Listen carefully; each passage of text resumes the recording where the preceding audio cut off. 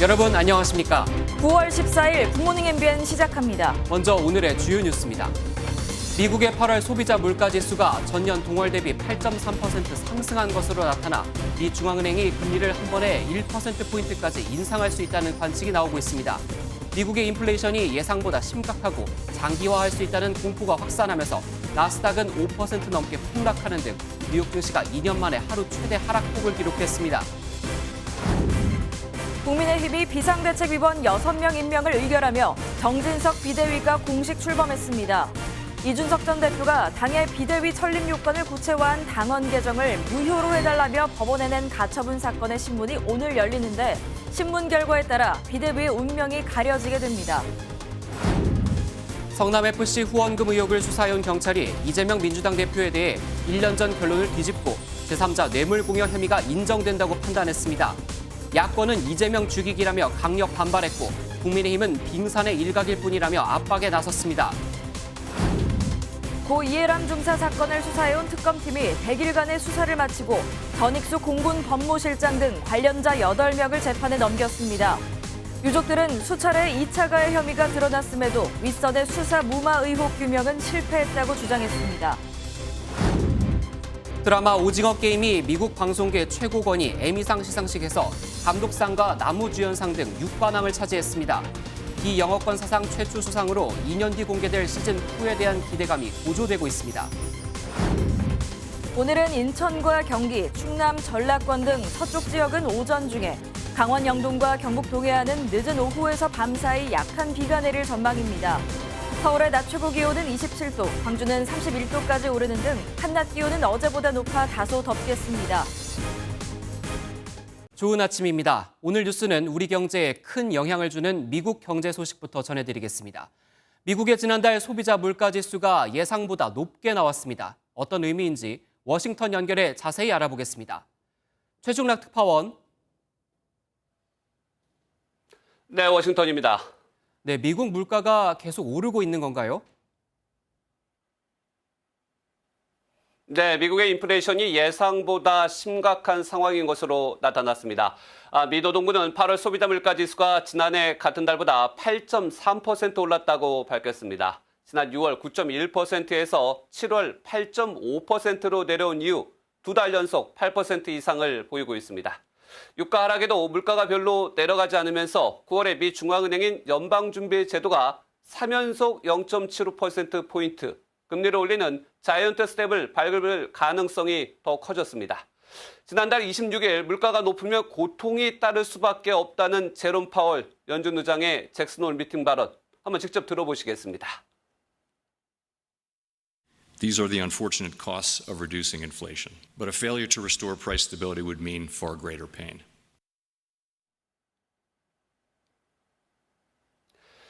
국제 유가 하락에 힘입어 에너지 물가가 많이 떨어진 대신에 주거 비용과 식료품 물가, 의료 비용이 치솟은 것이 전체 물가를 높은 수준에 머물게 했습니다. 특히 식료품 물가는 지난해 같은 달보다 11.4% 치솟아 1979년 5월 이후 43년 만에 가장 큰 폭의 상승을 기록했습니다. 주거 비용은 전달보다 0.7%, 전년 동월보다는 6.2% 각각 상승해 전반적인 물가 상승을 견인했습니다. 이처럼 미국의 인플레이션이 예상보다 심각하고 장기화할 수 있다는 공포로 뉴욕 증시는 다우가 1200포인트 이상 빠지면서 3.94% 하락했고 나스닥 지수는 5.16%나 하락하면서 2년 만에 최대 폭으로 곤두박질 쳤습니다. 네, 오는 11월 중간 선거를 앞두고 물가를 잡으려던 바이든 대통령의 반응은 어떻습니까? 네, 바이든 대통령 인플레이션 상황이 여전히 심각한 것으로 나타나자 인플레이션 감축법, 이 입법의 중요성과 의미를 재차 강조했습니다. 바이든 대통령은 인플레이션 문제를 해결하는데 시간이 더 필요하다면서 이것이 인플레이션 감축법을 통과시킨 이유라고 밝혔습니다. 물가가 중간 선거에서 민주당의 발목을 잡을 수 있다는 분석이 여전한 가운데 인플레이션 상황이 앞으로 더 개선될 것이라면서 차단막을 치는 모습입니다. 바이든 대통령 그동안 낙태 문제 등으로 어느 정도 중간 선거에 긍정적인 효과를 보였지만 다시 물가가 상승하면서 불리할 수 있기 때문입니다. 이에 따라서 바이든 대통령은 인플레이션 감축법 등을 통한 미국산을 강조하며 제조업 부활론을 계속 홍보할 것으로 예상됩니다. 문제는 이러한 인플레이션 감축법 강조가 우리나라 전기차 차별 등 직접적인 영향을 미칠 수 있어 대책도 필요해 보입니다. 지금까지 워싱턴에서 전해드렸습니다. 시장 예상을 웃도는 물가지표에 미국 연방준비제도가 다음 주 기준금리를 0.75%포인트, 많게는 1%포인트까지 올릴 가능성이 커지면서 한국은행이 다음 달 기준금리를 인상할 것이란 전망이 나오고 있습니다. 현재 한국은행 기준금리는 연 2.50%로 한은금융통화위원회는 다음 달 12일 통화정책회의를 열고 기준금리 인상 여부를 결정합니다. 11월에도 금통위 통화정책회의가 예정돼 연말이면 기준금리가 3%로 올라설 것이란 관측도 나옵니다. 한은은 어제 시장 상황 점검회의에서 미 연준 등의 통화정책 긴축 기조가 가팔라질 것으로 보인다며 국내 금융 외환 시장의 변동성이 확대될 가능성이 크다고 진단했습니다. 이와 함께 한은이 공개한 지난달 금통위 의사록에 따르면 이창용 총재를 제외한 금통위원 6명 전원이 추가 금리 인상 필요성을 언급했습니다. 정치권 소식입니다. 국민의힘이 비상대책위원들에 대한 인선을 발표하고 새 비대위에 닻을 올렸습니다. 친윤계 위원들이 다수 포진됐는데 윤석열 대통령의 측근으로 알려진 주기환 전 비대위원은 인선 1시간 반 만에 교체되기도 했습니다. 노태현 기자입니다. 국민의힘이 비상대책위원 6명의 임명안을 의결하고 정진석 비대위를 공식 출범시켰습니다. 정치 쟁점 사안에 대해서도 기민하게 대응할 수 있는 통합과 균형성, 이걸 좀 중시해서 인선을 고민했습니다. 원내 인사로는 영남에서 3선의 김상훈 의원과 재선의 정점식 의원, 호남 몫으로 초선 전주혜 의원이 포함됐고, 원내에서는 김종혁 혁신위 대변인과 김행전 청와대 대변인, 김병민 전 비대위원이 임명됐습니다. 검찰 출신 정의영과 선대위 대변인이었던 전 의원, 대선 당시 캠프 때부터 대변인을 맡았던 김 전 비대위원은 친윤계 인사로 꼽힙니다. 당초 윤 대통령의 검찰 재직 당시 측근으로 알려진 주기환 전 비대위원이 재지명됐으나 발표 1시간 반 만에 사의를 표함에 따라 전 의원이 재지명됐습니다. 인선 발표 후에 주기환 비대위원께서 정진석 비상대책위원장께 간곡한 사의를 표명해 왔습니다.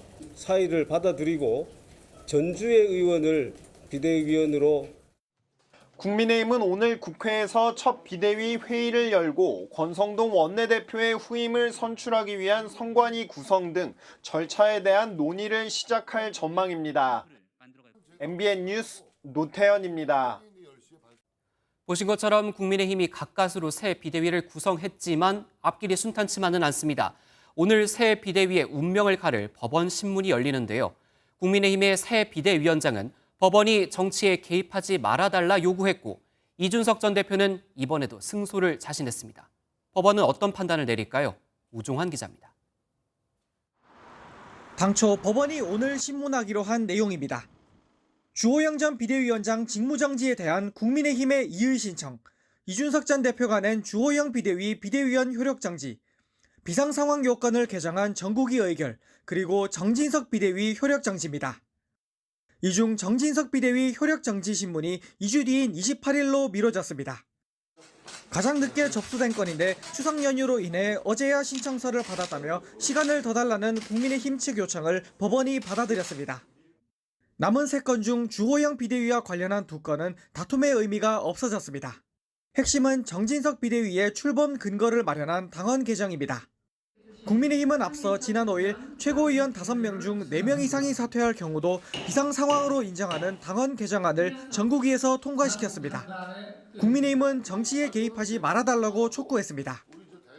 법원은 정치 위에 군림하게 되는 것이고 그 법원의 결정에 따라서 정당 정치가 예속되고 종속되는 매우 염려스러운 귀결을 맞을 수 있다. 이준석 전 대표는 승소를 자신했습니다. 가처분 판결문에 따르면은 제 당대표 지휘하는 건 법원이 인정한 거예요. 어떻게든 결과를 또 비틀어가지고 해석하려고 하겠지만은 저는 명징할 것이다. 앞선 가처분 소송에서 이 전 대표를 지원한 국민의힘 바로 세우기는 추가로 400여 명의 자필 탄원서를 법원에 제출했습니다. MBN 뉴스 우종환입니다. 다음은 더불어민주당 소식입니다. 이재명 대표가 당대표 당선 이후 5번째로 윤석열 대통령에게 영수회담 개최를 요청했습니다. 이유는 한결같습니다. 민생 문제를 논의하자는 거죠. 그런데 같은 민생이라도 양당의 접근은 서로 다릅니다. 민주당은 정부 여당이 사진이나 찍는 민생쇼를 한다고 비판했고 국민의힘은 이재명 대표를 위한 방탄 민생을 한다고 맞받아쳤습니다. 주진희 기자입니다. 지난달 국회의원 워크숍에서 약속했던 당대표 산하 민생기구 출범식에서 이재명 대표가 윤석열 대통령에게 민생 영수회담을 재차 제안했습니다. 허심탄회하게 머리를 맞대고 논의할 수 있는 민생경제 영수회담을 다시 한번 촉구합니다. 절차와 형식은 전혀 구애받지 않겠다는 말씀을 드립니다. 이재명 대표의 영수회담 제안은 당대표 당선 이후로만 따져도 이번이 5번째입니다. 민생대책기구의 위원장은 사선의 김태년 의원이 맡았습니다. 인원은 대폭 확대했고 경제위기 극복을 위한 대안 제시를 위해 세미나 등이 계획돼 있습니다. 민주당 지도부도 윤석열 정부의 민생 공세를 이어갔습니다. 대통령이 시급한 민생 경제 대책에는 뭉그적거리면서 보도사진용 현장만 찾는다고 민생 쇼란 국민 비판도 나옵니다. 여당은 연휴에도 당권 다툼에 매몰돼 국민의힘은 민주당의 민생이 결국 이재명 대표 지키기 아니냐며 목소리를 높였습니다. 민생 문제마저 이재명 방탄으로 사물이 할 게 아니라 진짜 민생의 장으로 나와야 합니다. 벌금 100만 원 이상이 나오면 선거 보전 비용 434억 원을 반환해야 합니다. 그야말로 패당 망신입니다. 그러면서 민주당은 종부세 개정 입법이나 치수 대책 등 민생에 협조하라고 맞받아쳤습니다. MBN 뉴스 주진입니다. 성남FC 후원금 의혹을 재수사해온 경찰이 이재명 민주당 대표에 대해 제3자 뇌물공여 혐의가 인정된다고 결론 내렸습니다. 두산 측이 인허가 등 편의를 위해 성남FC에 뇌물을 줬고 당시 구단주이자 시장이었던 이 대표에게도 형사 책임이 있다고 판단한 건데요. 1년 전 무혐의 처리했던 자신들의 판단을 완전히 뒤집는 결론이라 논란이 예상됩니다. 이재호 기자가 보도합니다. 지난해 완공한 경기도 성남의 분당 두산터입니다.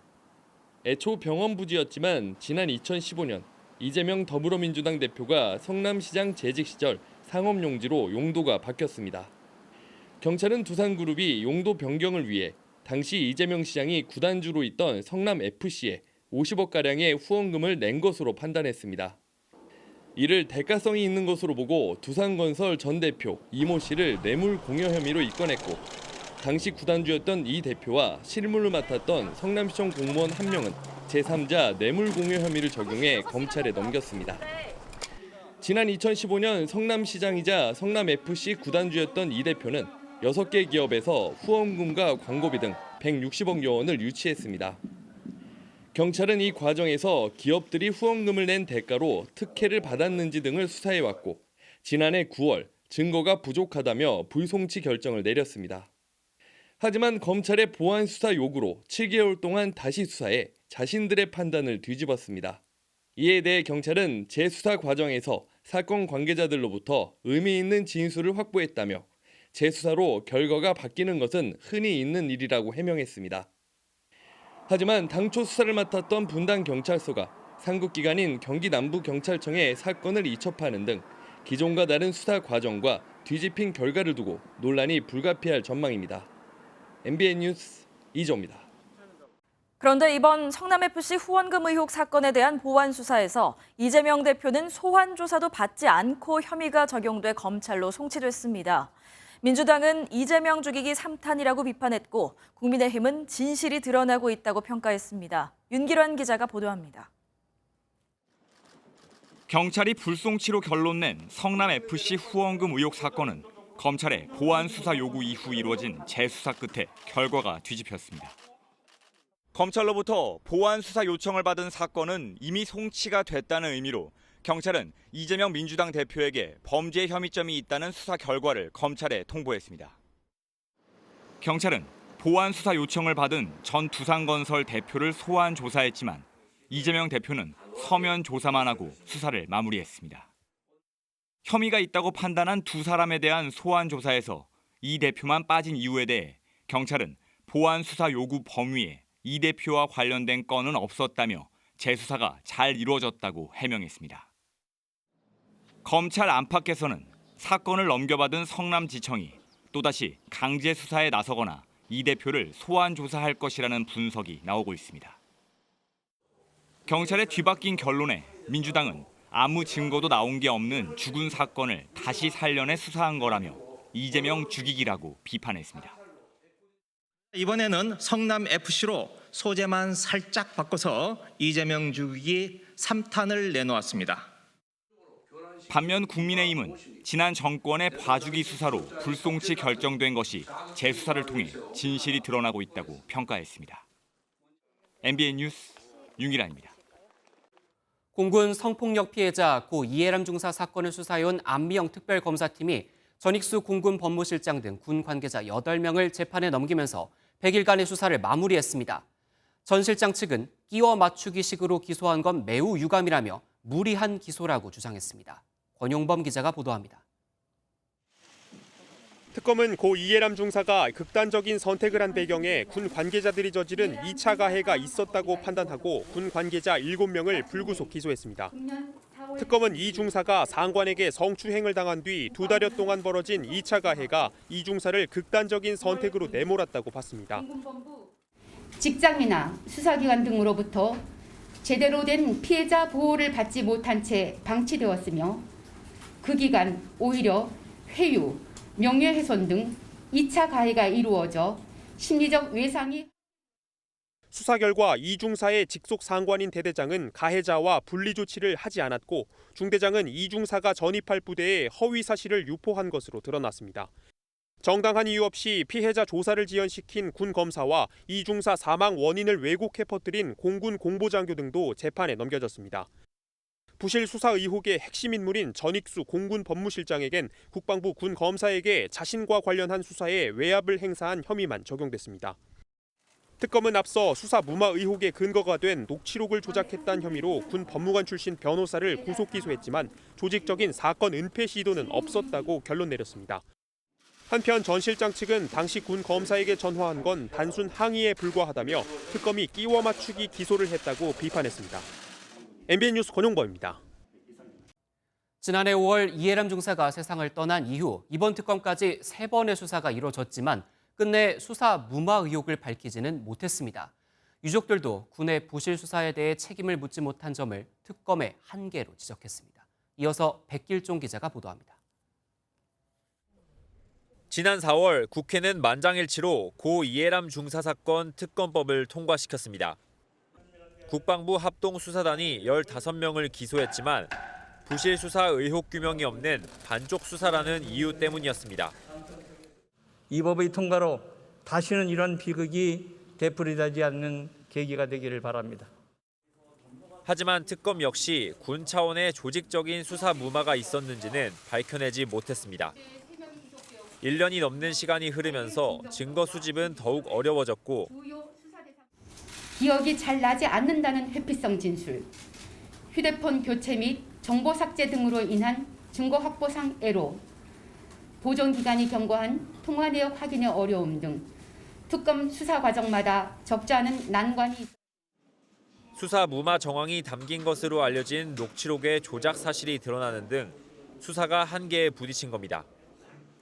또 공군 경찰이 성범죄 가해자는 구속 수사해야 한다는 군 내부 지침을 따르지 않았음에도 특검이 이 점을 따져 묻지 않았다는 비판도 나옵니다.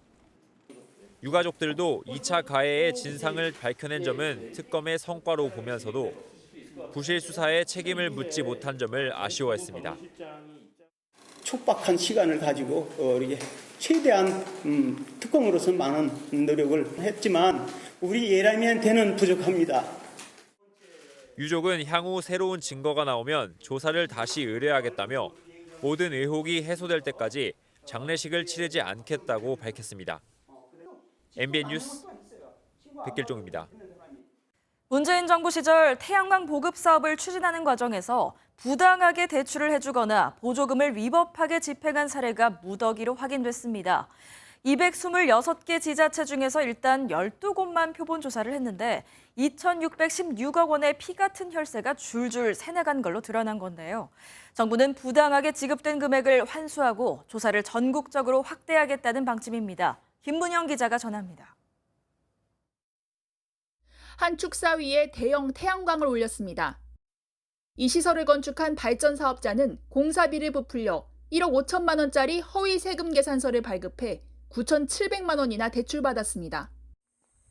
태양광 시설이 여러 동 들어선 이곳은 눈가림식으로 허가받았습니다. 버섯 재배 시설은 토지가 농지로 되어 있더라도 태양광 건설이 허용되는 것을 악용해 쓸 수 없는 원목을 쌓고 버섯 재배사로 위장했습니다.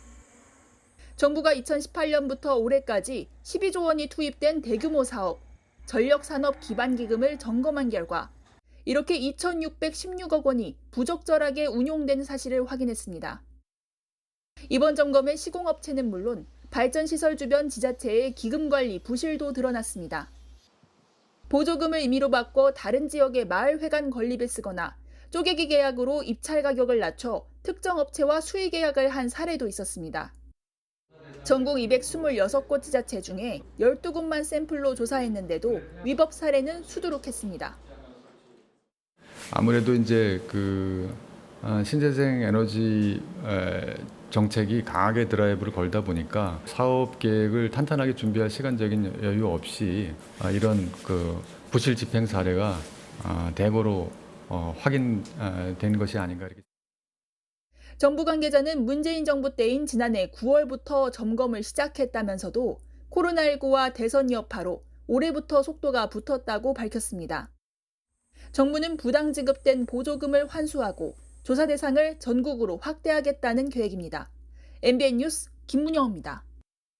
추석 연휴 뒤 첫날이었던 어젯밤 9시까지 전국에서 9만 명 넘는 코로나19 신규 확진자가 발생했습니다.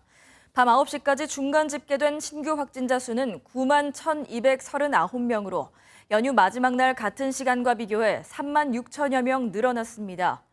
연휴 기간 감소했던 진단검사 건수가 급증한 영향으로 보이는 가운데 중간 집계에서 신규 확진자 수가 9만 명을 넘어선 건 지난 5일 이후 8일 만입니다.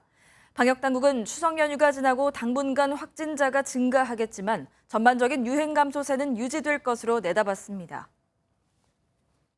작년 한 해 전 세계인을 매료시켰던 드라마 오징어 게임이 미국 방송계 최고 권위 시상식인 에미상에서 6관왕을 달성하는 쾌거를 보였습니다. 주요 부문 후보에 오른 것도 비영어권 부분에서 수상한 것도 최초라고 하는데요. 최희지 기자가 전해드립니다.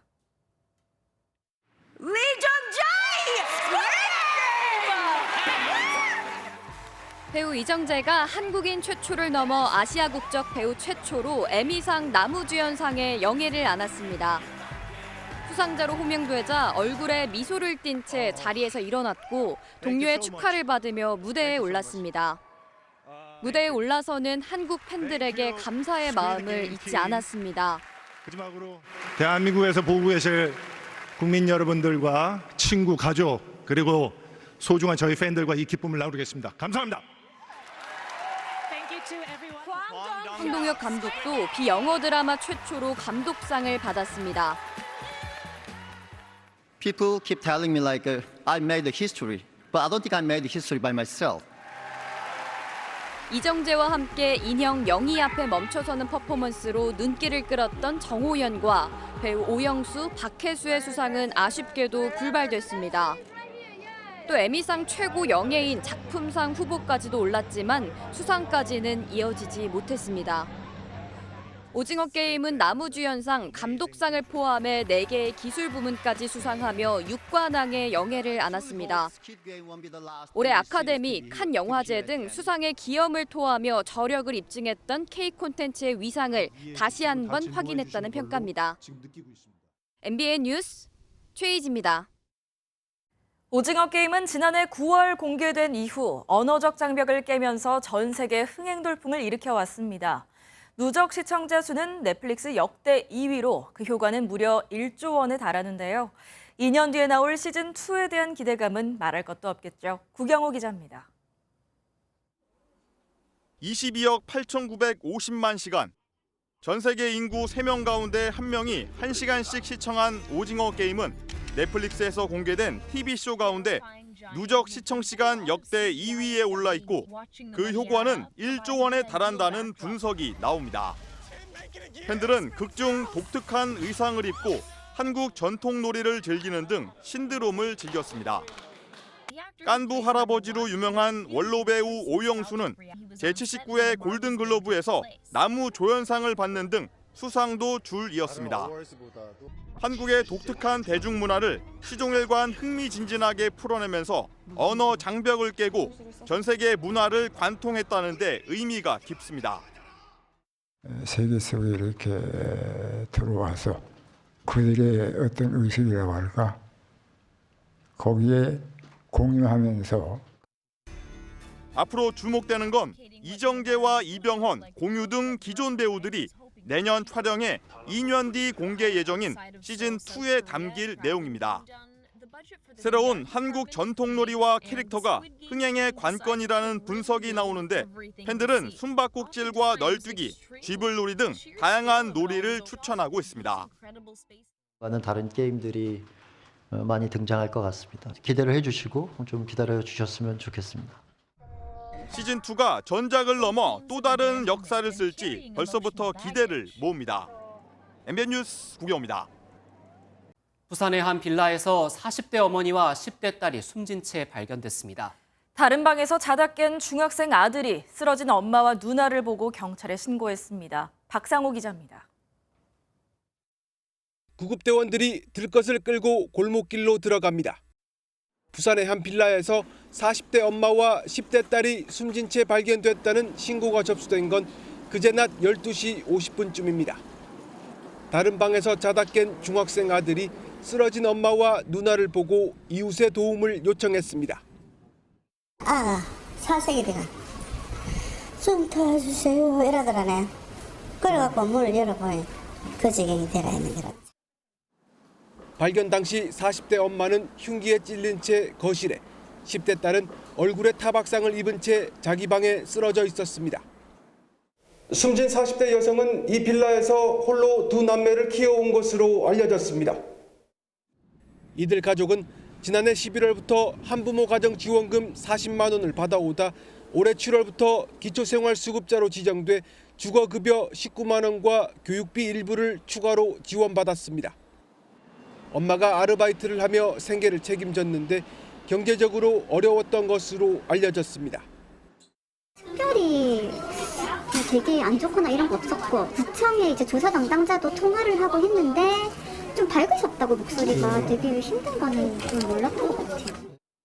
경찰은 외부 침입 흔적이나 유서는 발견되지 않았다며 생활고로 인한 극단적 선택 등 여러 가능성을 수사 중이라고 밝혔습니다. MBN 뉴스 박상호입니다. 지난달 5명의 목숨을 앗아간 이천 병원 화재는 결국 안전수칙을 지키지 않아 생긴 인재였습니다. 병원 아래층에서 전기를 차단하지 않은 채 철거 작업을 진행했고 방화문도 열어둔 게 피해를 키웠던 걸로 조사됐습니다. 김태영 기자가 보도합니다. 경기 이천병원 화재는 고 현은경 간호사와 환자 4명의 목숨을 앗아갔습니다. 불이 시작된 곳은 병원 아래층인 스크린 골프장으로 철거 작업이 진행됐던 곳입니다. 저기는 멀쩡했어요. 4층 병원에서 난 줄 알았는데 저쪽에서는 연기가 아예 안 났어요. 경찰 중간 수사 결과 작업자들이 안전수칙을 어겨 냉방기기 배수펌프 전원 코드에서 불이 시작된 것으로 밝혀졌습니다. 철거 작업은 전력을 차단해놓고 해야 하지만 날씨가 더워 현장에서 오랫동안 쓰지 않던 냉방기기를 작동하면서 화재가 발생했다는 겁니다. 또 작업자들이 3층 방화문에 소화기를 끼워 문을 연 채 작업하다 불이 나자 그대로 건물 밖으로 대피하면서 연기가 빠르게 확산된 것으로 조사됐습니다. 건물 시공 과정에서도 위법 사항들이 있었습니다. 연기가 건물 외벽과 기둥 사이 공간을 통해 퍼졌는데 해당 공간에 있어야 할 벽돌이 없었고 외장재만 붙어 있었던 것으로 확인됐습니다. 경찰은 철거업자를 구속하고 스크린 골프장 업주 등 6명도 입건해 수사하고 있습니다. 또 고 현은경 간호사 등 의료진이 끝까지 환자를 대피시키는 CCTV 영상도 확인했다고 밝혔습니다. MBN 뉴스 김태형입니다. 지난 추석 당일 전북 남원에서 차량 10여 대가 주행 중 시동이 꺼졌습니다. 모두 같은 주유소에서 경유를 넣었는데 이 주유소 기름엔 물이 섞여 있었습니다. 물 섞인 기름에 추석 때 기분 좋게 고향을 찾았다가 차가 망가져 집으로 돌아오지 못한 사람도 있습니다. 강세훈 기자가 단독 보도합니다. 차량의 속도가 급격히 떨어지더니 도로 위에 그대로 멈춰버립니다. 왜 그래, 차가? 이 차량도 주행 중에 문제가 생겼습니다. 차 이상하지? 샤워 덜덜덜. 뭐야? 갑자기? 추석 당일인 지난 10일 전북 남원에서 차량 10여 대가 주행 도중에 시동 꺼짐 현상을 겪었습니다. 문제가 발생하기 전 모두 남원 시내 한 주유소에서 경유를 넣었습니다. 보험사를 불렀는데 차량 이상보다 기름 이상 문제를 제기하셔가지고 주유소에 다시 돌아갔더니 저 말고 같은 증상을 보이신 분이 한 10분 더 있더라고요. 급히 근처 공업사에 차를 맡긴 차주는 충격적인 말을 들었습니다. 경유에 물이 섞였다는 거였습니다. 나는 물하고 섞여갖고 탁한 거잖아 지금. 저희가 이거 많이 해봐갖고 섞이면 바로 알아요. 관계당국의 시약 반응 검사에서도 경유에 물이 섞여 있다는 사실이 확인됐습니다. 네, 저 빨간색이 물인 거예요? 수분이 있다고 생각해요. 색깔이 변했으니까. 현재까지 드러난 피해 차량만 19대. 일부 차주는 추석에 고향을 찾았다가 귀경도 못했습니다. 다른 주유소는 1,800원대인데 지금 앞에 있는 주유소는 1,700원대더라고요. 그래서 싸는 김에 기름을 만땅을 채우고 해당 주유소는 장사를 수년간 했지만 이런 일은 처음이라며 경유에 물이 왜 섞였는지 모르겠다고 해명했습니다. 석유관리원과 지자체는 기름을 정밀 조사해 부적합 판정이 나오면 행정처분을 내릴 계획입니다. MBN 뉴스 강세훈입니다. 30년간 동생의 출연료 116억 원을 가로챈 혐의를 받는 방송인 박수홍 씨의 친형이 결국 구속됐습니다. 법원은 박 씨의 형이 증거인멸과 도주 우려가 있다고 봤습니다. 이규현 기자가 보도합니다. 박수홍 씨의 친형 박모 씨가 영장실질심사를 받기 위해 서울 서부지방법원에 출석했습니다. 많은 취재진이 형 박 씨를 기다렸지만 박 씨는 취재진을 피해 신문 예정 시간보다 1시간 일찍 법원에 들어왔습니다. 박 씨 부부는 매니지먼트 법인을 설립한 뒤 약 30년 동안 동생의 출연료 등 116억 원을 빼돌린 혐의를 받고 있습니다. 사진을 찍어서 보내줘요. 그거를 잔고를 보내주는데 누가 그걸 의심합니까? 박수홍 씨는 친형 부부가 매니지먼트 수익을 일정 비율로 분배하기로 해놓고 이를 지키지 않았다며 지난해 4월 검찰에 고소했습니다. 검찰은 박 씨가 출연료를 정산해주지 않고 오히려 동생에게 각종 세금과 비용을 전가했다고 보고 지난 7일 박 씨에 대한 구속영장을 청구했습니다. 법원은 박 씨에 대해 증거인멸과 도주 우려가 있다고 보고 구속영장을 발부했습니다. 박수홍 씨는 형사고소와 별개로 친형 부부를 상대로 손해배상을 청구하는 소송도 제기한 상태입니다. MBN 뉴스 이규현입니다.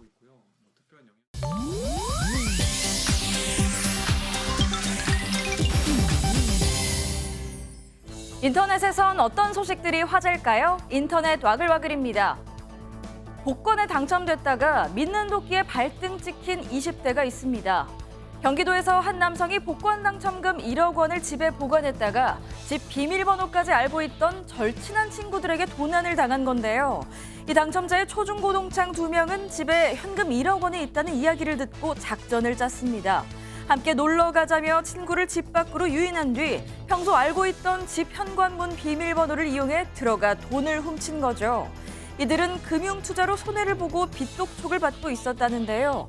경찰이 하루 만에 2명을 모두 붙잡았지만 이미 채무변제 등으로 5,500만 원을 사용한 뒤였다고 합니다. 도둑을 잡고 보니 10년지기 절친이었다니 충격이 컸을 것 같은데요. 비록 당첨금은 도난당했지만 진짜 친구가 아닌 둘은 가려낼 수 있었네요. 호주 시드니에서는 수년 전부터 음식물 쓰레기통을 뒤지는 앵무새와 이를 막으려는 주민들 간의 두뇌 싸움이 벌어지고 있습니다. 앵무새 한 마리가 무거운 돌이 올려진 쓰레기통 덮개를 열기 위해 안간힘을 씁니다. 쓰레기통 속 빵 부스러기를 먹기 위해서인데요. 결국 부리와 발을 사용해 여는 데 성공합니다. 주민들은 온 동네에 쓰레기통을 헤집는 앵무새를 막으려고 생수통의 운동화 등 갖가지 방법을 고안했지만 그럴 때마다 앵무새들도 새로운 방법을 학습하고 있어 골머리를 앓는다고 합니다. 과학자들도 이를 흥미롭게 들여다보고 있다는데요. 도시가 확장하며 인간과 야생동물의 상호작용은 더 늘어나게 될 거라고 합니다. 과연 쓰레기통을 둘러싼 이 끈질긴 전쟁의 승자는 누가 될지 이들과 현명하게 공존하는 방안에 대한 고민이 필요해 보이네요. 반면 가만히 있는 말벌을 건드렸다가 수업료를 톡톡히 치른 남성도 있습니다. 중국 SNS에서 54만 명의 구독자를 보유하고 있다는 이 남성. 그동안 괴식을 먹고 구독자 수를 늘려왔다는데 이번에 도전하는 건 바로 말벌이었습니다. 과감히 입에 넣었지만 아니나 다를까 입술과 눈 등 얼굴이 퉁퉁 부었습니다. 하지만 남성은 굴하지 않고 다시 한번 왕벌 먹방에 도전하겠다고 밝혔는데 이후 항의가 빗발치자 영상 플랫폼 측이 이 남성의 계정을 아예 폐쇄했다고 합니다. 좋아요를 높여보려다 말 그대로 쓰라린 결말을 맞게 됐네요. 인터넷 와글와글이었습니다. 영국 런던에선 엘리자베스 2세 여왕의 관을 보려는 시민들이 노숙까지 불사하고 있습니다. 많게는 75만 명이 몰릴 것이 예상되면서 영국 정부는 외국 정상들에게도 전용기 이용을 자제해달라고 당부했습니다. 전민석 기자가 보도합니다. 고 엘리자베스 2세 영국 여왕의 관이 생전 업무를 보던 런던 버킹엄궁에 도착했습니다. 여왕의 관은 현지 시각 14일부터 나흘간 웨스트민스터 홀에서 일반에 공개됩니다. 추모객들은 며칠 전부터 노숙까지 불사하며 차례를 기다리고 있습니다. And it's just by chance I came to know this is the start of the point.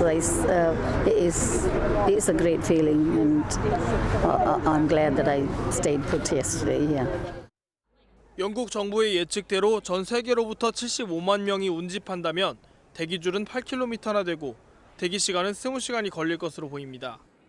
안전을 위해 런던 시내에는 경찰관 10,000명이 배치됐고 사람이 너무 몰리면 조문을 중단하게 될 수도 있습니다.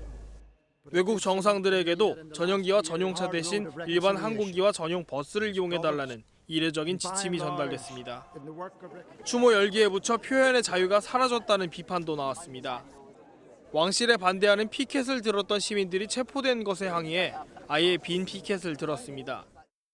So we're really worried that that's a fundamental erosion of our democracy. We don't have the right to protest, then how different are we from like Putin's Russia? 여왕의 국장은 19일 런던에서 열립니다. MBN 뉴스 전민석입니다. 러시아와의 전쟁에서 반격에 나선 우크라이나 군의 기세가 만만치 않습니다. 어제 서울 면적 5배 영토를 수복했다고 전해드렸는데 하루 만에 서울 면적 10배를 되찾았습니다. 강영호 기자가 보도합니다. 우크라이나 동북부의 도시 이지움. 러시아군이 퇴각하며 버리고 간 각종 전쟁 물자를 우크라이나 군인들이 노획합니다. 우크라이나 동부 돈바스 지역과 가까운 이지움은 러시아군의 군수 보급 거점으로 활용된 곳입니다.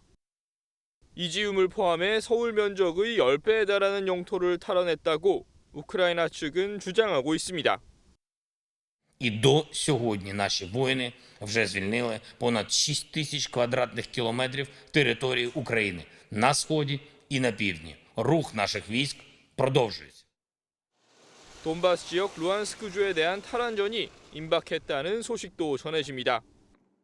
세르이 하이다이 루안스크 주지사는 현지 유격대가 크레민나에 우크라이나기를 개항했다며 루안스크에 대한 대규모 탈환전이 크레민나에서 시작될 것이라고 예고했습니다.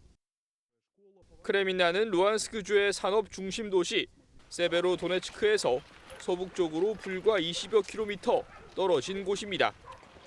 우크라이나군의 최근 반격을 두고 미국 등 서방 국가와의 작전 논의가 주요했다는 소식도 전해집니다. 자체적인 작전 계획 대신 우크라이나군이 미국과 수개월간 긴밀한 작전 논의를 했다고 외신은 보도했습니다. использовать свое превосходство по вооружению и по количеству личного состава, а украинская армия в этой ситуации использует технику интеллектуального планирования. То есть 이런 가운데 전장에서 이란산 드론이 발견되는 등 이란이 러시아에 군수품을 수출했다는 의혹이 사실로 확인되기도 했습니다. MBN 뉴스 강영우입니다.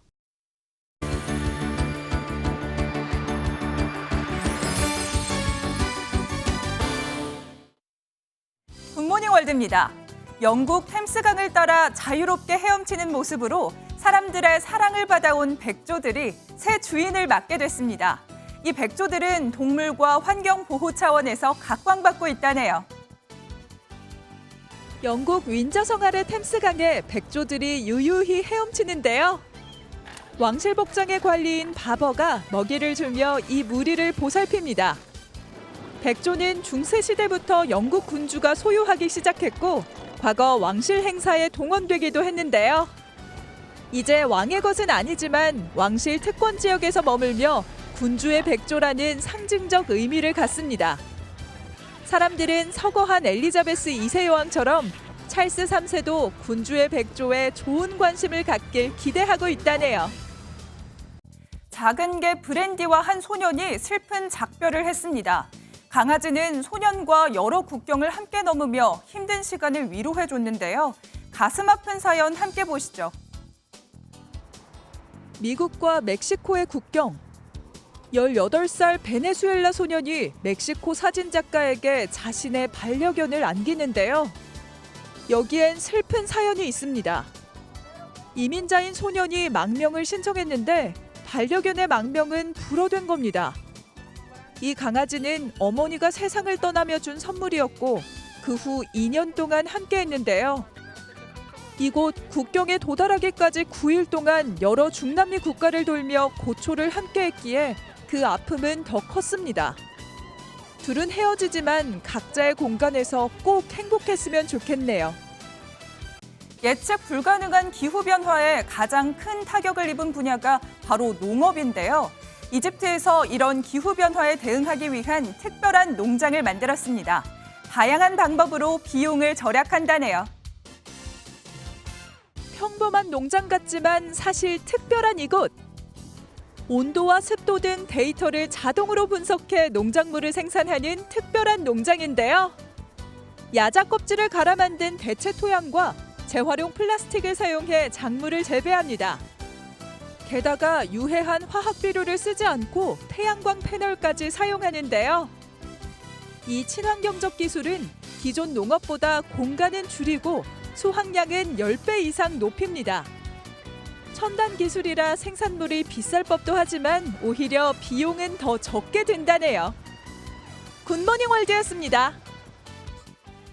침수 피해를 당한 포스코 포항제철소가 추석 연휴도 반납한 채 급한 대로 복구를 마치고 용광로 3개 모두 재가동에 들어갔습니다. 하지만 가공 설비가 아직 잠겨 있어 정확한 피해 규모와 정상화 시점은 앞으로 2주는 더 지나야 알 수 있다고 합니다. 박은채 기자가 보도합니다. 포스코 포항제철소에서 반제품 형태의 시뻘건 철강제가 라인을 타고 내려옵니다. 추석 연휴 나흘간 긴급 복구를 계속해 철광석을 녹이는 3개의 용광로는 모두 정상화됐고 불순물 제거를 위한 전로는 7개 중 4기가 재가동에 들어갔습니다. 연휴 기간 전기 기술자들에게 일당 125만 원을 제시하는 등 모두 3만 명이 복구 작업에 투입된 결과입니다. 현장에선 여전히 빗물을 퍼내고 진흙을 쓸어 담는 작업이 한창입니다. 전반부 공정을 재개하는 데는 성공했지만 물과 진흙이 들어간 아변 장비가 문제입니다. 저희들이 복구로 3주 보고 있는데 지금 한 2주까지는 안 되겠네를 보고 있습니다. 그때부터 이제 본격적으로 이제 그 수해 복구 작업이 되겠죠. 지하시설물 복구 작업이 끝나는 2주 후에나 장비 수리에 들어갈 것으로 전망되는데 정상화 때까지 자동차, 선박 분야의 철강 공급 지장이 우려됩니다. 자동차용 특수 부품을 만들 때 포스코 특수광 쪽이 많이 들어가는데 조달 차질이 생길 가능성이 있지 않을까. 현재 강선이라든지 포항제철소 의존도가 굉장히 높아요. 포스코는 포항제철소에서 만든 반제품을 광양제철소로 넘겨서 물량을 맞추겠다는 계획입니다. MBN 뉴스 박은채입니다. 오늘도 전국의 하늘빛이 흐리겠고 해안가와 제주를 중심으로 비가 내리겠습니다. 현재 출근길 중부 서해안과 제주에는 약하게 비가 내리고 있는데요. 서해안 지역은 오늘 오전 중이면 대부분 그치겠지만 제주는 모레까지 비가 이어지겠고요. 동풍의 영향을 받는 동해안 지역은 늦은 오후부터 밤사이 가끔 비가 내리겠습니다. 예상 강수량은 제주에 10에서 40mm, 중부 서해안과 충남 북부 내륙, 동해안 지역은 5에서 20mm의 비가 내리겠고요. 수도권과 강원 내륙은 아침까지 빗방울이 떨어지겠습니다. 또 제주와 남해안은 태풍 무이파의 간접 영향으로 내일까지 바람이 강하게 불겠습니다. 순간 풍속 초속 20m 이상의 강풍이 불겠고요. 해상에는 풍랑주의보가 발효 중인 가운데 바다의 물결이 매우 높게 일겠습니다. 해상 안전사고에 각별히 유의하셔야겠습니다. 한편 오늘 새벽 제14호 태풍 난마돌이 발생했습니다. 지금 예상대로라면 다음 주 월요일 서귀포 남동쪽 부근 해상까지 북상하겠는데요. 우리나라에 영향을 줄 가능성이 크겠습니다. 앞으로 발표되는 최신 기상정보 잘 참고하셔야겠습니다. 자세한 현재 기온 보겠습니다. 서울 23.3도, 대전은 22.8도로 어제 같은 시각보다 높게 출발하고 있고요. 한낮 기온은 서울 28도, 대전 29도, 광주는 31도로 대부분 지역이 30도 안팎까지 오르면서 평년 기온을 웃돌겠습니다.